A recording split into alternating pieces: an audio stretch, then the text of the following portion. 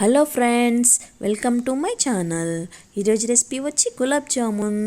పిల్లలు ఎంతో ఇష్టంగా తినే గులాబ్ జామున్ ఎలా తయారు చేసుకోవాలో చూద్దామా. ఫస్ట్ మనకు కావాల్సిన ఇంగ్రీడియంట్స్ వచ్చి milk, gulab jamun mix, instant gulab jamun mix. మీరు ఏ కంపెనీ అయినా తీసుకోండి, పర్లేదు. ఫస్ట్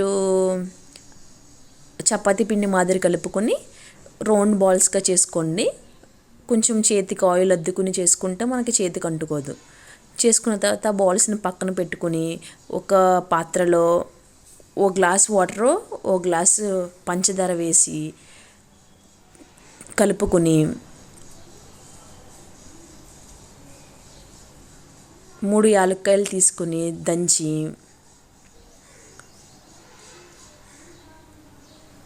కాగుతున్న పంచదార వాటర్లో వేయండి.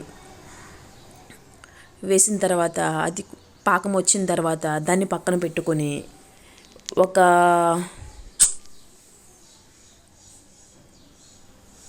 ఆయిల్ హీట్ చేసుకొని బాగా కాగిన తర్వాత మీడియం ఫ్లేమ్లో పెట్టుకుని రౌండ్ బాల్స్ని వేసేయండి. దాంట్లో వెంటనే తిప్పకూడదు. ఒక 2 నిమిషాలు అయిన తర్వాత 2 సెకండ్స్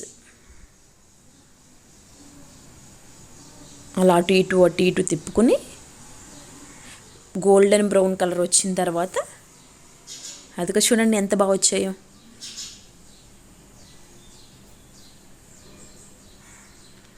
తీసుకుని పంచదార పాకంలో వేసేయండి.